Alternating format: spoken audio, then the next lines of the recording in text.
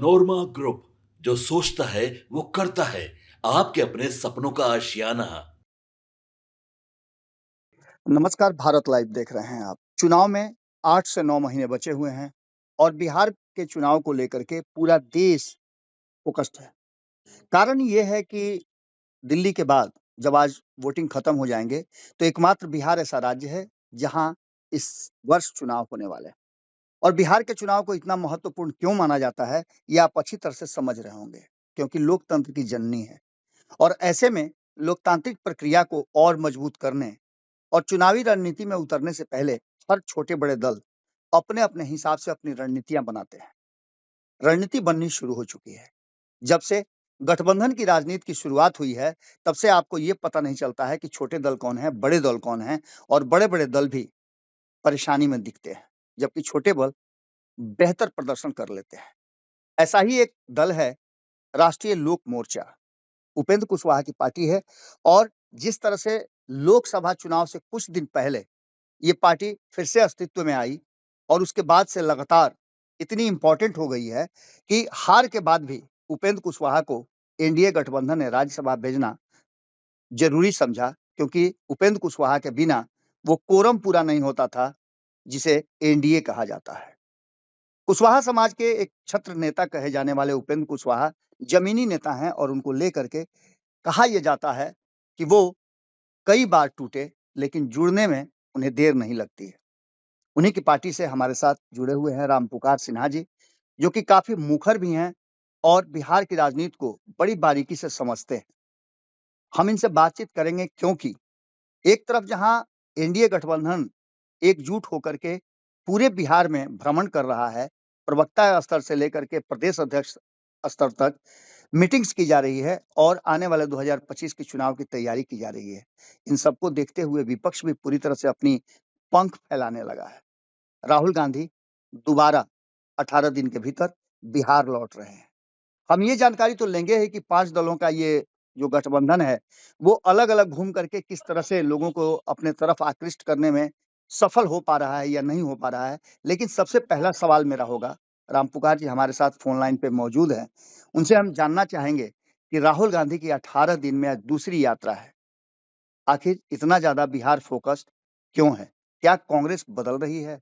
रामपुकार जी, बहुत-बहुत स्वागत है आपका भारत लाइव पे। जी, आपको भी बाबा भारत लाइव के माध्यम से पूरे बिहार और देशवासियों को राष्ट्रीय लोक मोर्चा और एनडीए गठबंधन मीडिया कोऑर्डिनेशन कमेटी बिहार की ओर से हार्दिक स्वागत और अभिनंदन है बाबा। सबसे पहले तो सवाल मेरा ये होगा कि लोकतंत्र की धरती बिहार है, खास करके राष्ट्रीय जनता दल के कंधे पे सवार होकर के यहाँ कांग्रेस अक्सर यहाँ शिकार करती रही है। कितना सफल हुई है ये सब कोई जानते हैं।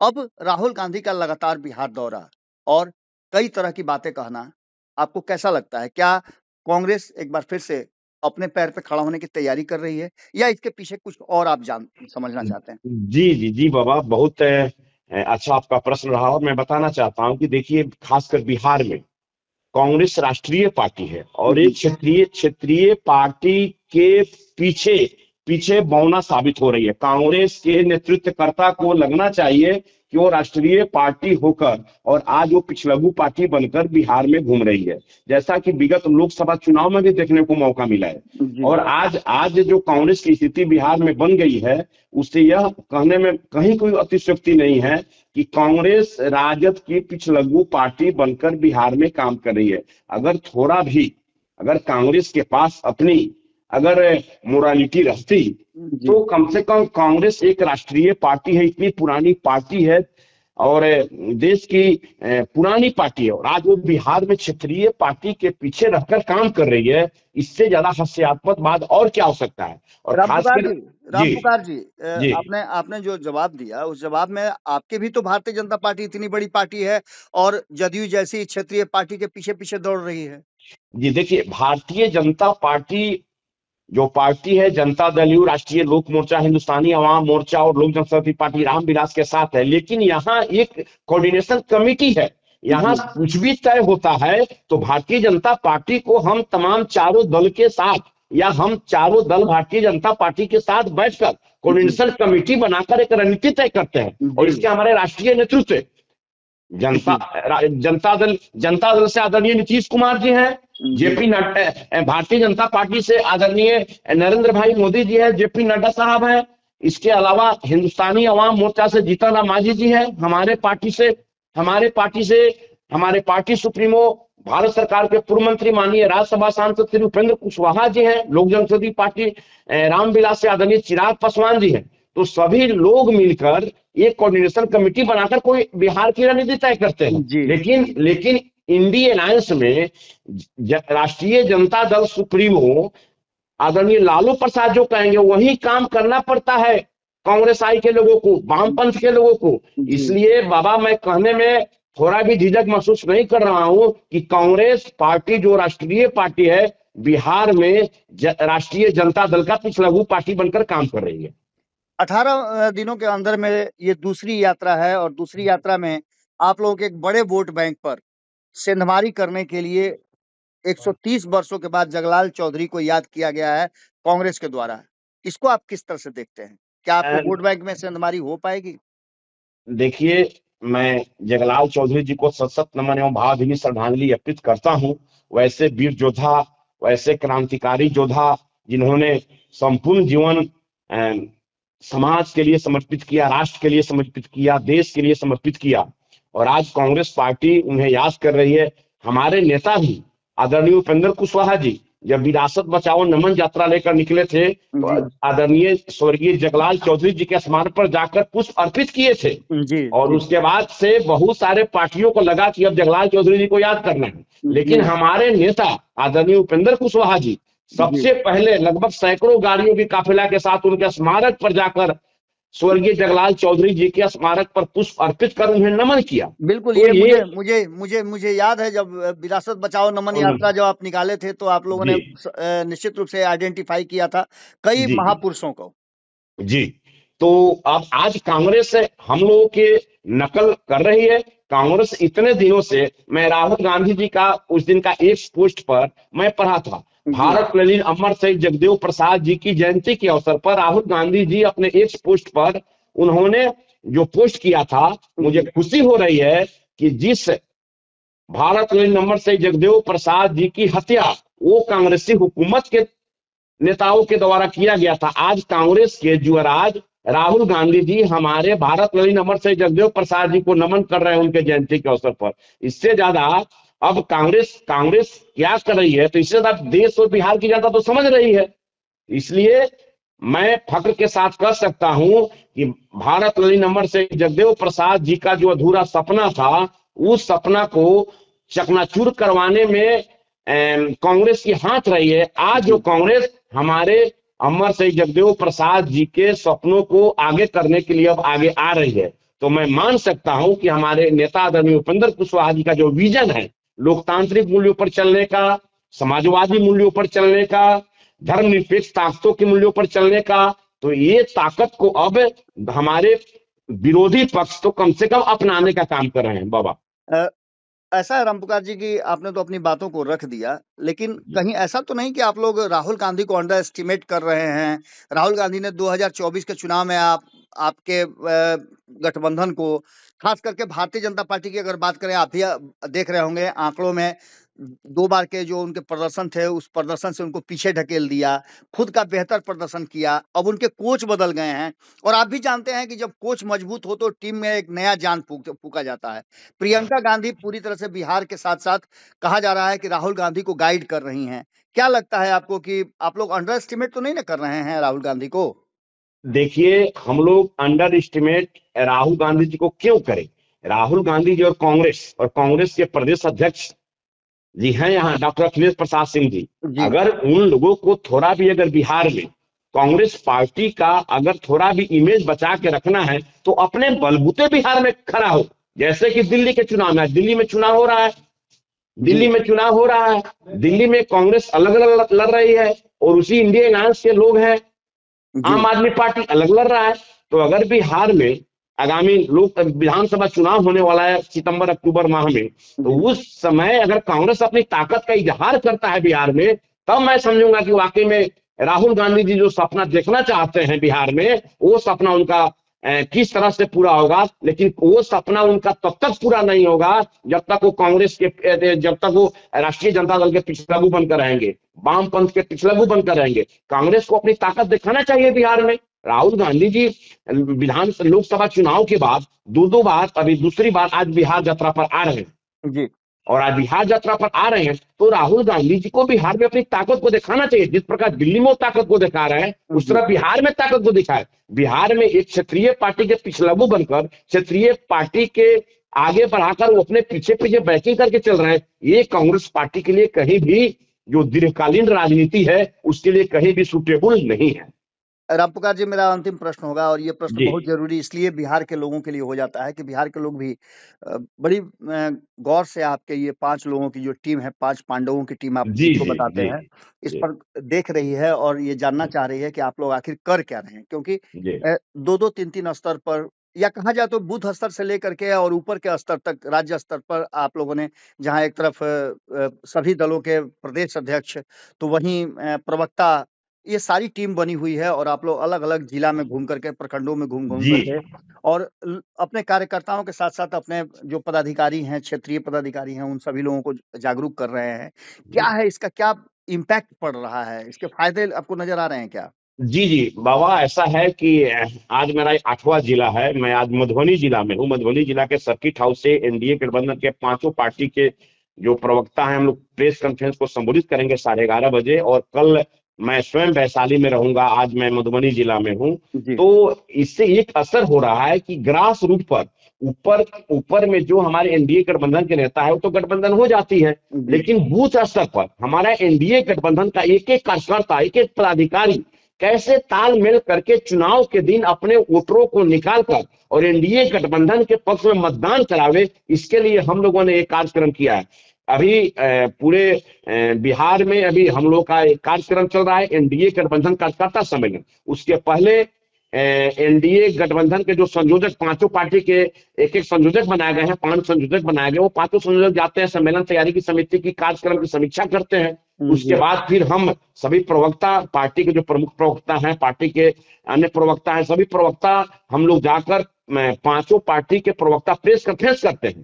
जी, और कार्यक्रम के 2-3 रोज पहले हम लोग प्रेस कॉन्फ्रेंस करके उस जिले के सभी जो स्तर पर। माननीय सांसद हैं, मंत्री हैं, जी, माननीय विधायक हैं, पूर्व विधायक हैं, सभी बूथ स्तर के कार्यकर्ता हैं, प्रखंड स्तर के, पंचायत स्तर के, जिला स्तर के, राज्य स्तर के, राष्ट्रीय स्तर के जी, सभी कार्यकर्ताओं के बीच कोऑर्डिनेशन कमेटी बनाकर सम्मेलन ऐतिहासिक हो, इसके लिए हम लोग प्रेस कॉन्फ्रेंस करते हैं और मीडिया के माध्यम से जनता को भी बताना चाहते हैं, देश दुनिया के लोगों को भी बताना चाहते हैं। और ये एनडीए गठबंधन का यह कार्यक्रम ऐतिहासिक हो रहा है और आने वाले 15-20 रोज में भी पूरा बिहार में सभी 38 जिलों में समापन होगा, और यह कार्यक्रम ऐतिहासिक हो रहा है और इसका इम्पैक्ट बहुत अच्छा जा रहा है।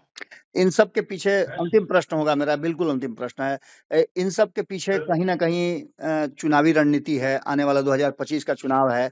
आप भी जानते हैं कि जिस गठबंधन में आप हैं, उस गठबंधन में सीटों को लेकर के आने वाले समय में समस्याएँ होंगी। भले ही आप इस बात से इनकार करें कि हम लोग आसानी से कर लेंगे, लेकिन अगर सीट शेयरिंग का समझौता होता है, तो रामपुकार सिन्हा की पार्टी को कितने सीटों पे संतुष्टि हो सकती है?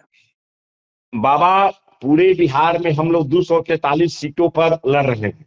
243 सीटों पर भारतीय जनता पार्टी, जनता दल यू, लोक जनशक्ति पार्टी, रामविलास, राष्ट्रीय लोक मोर्चा, हिंदुस्तानी अवाम मोर्चा, ये पांचों पार्टी हम लोग तैयारी कर रहे हैं। हमारे पार्टी के शीर्ष नेतृत्व, पार्टी सुप्रीमो, जी। पांचों पार्टी के सुप्रीमो बैठेंगे और सीट शेयरिंग पर कहीं कोई झिझक नहीं होगी। और इस रामपुकार जी, बिहार की जनता जानना चाहती है कि सिलेंडर लेकर के कितने उम्मीदवार उतरेंगे, किन-किन क्षेत्रों में उतरेंगे? देखिए, यहाँ सिलेंडर भी है, कड़ाही भी है, हेलीकॉप्टर भी है, तीर भी है और कमल भी है। ये सभी जब एक साथ उतरेंगे तो बिहार की जनता 243 में, इस बार हम लोगों ने लक्ष्य रखा है कि देखिए 2025, रामपुकार जी 225 और फिर से नीतीश, ये लक्ष्य राम हम लोगों ने रखा है। रामपुकार जी, फिर आप कॉमन प्रश्न दे दिए, आपसे इस तरह की अपेक्षा नहीं होती है।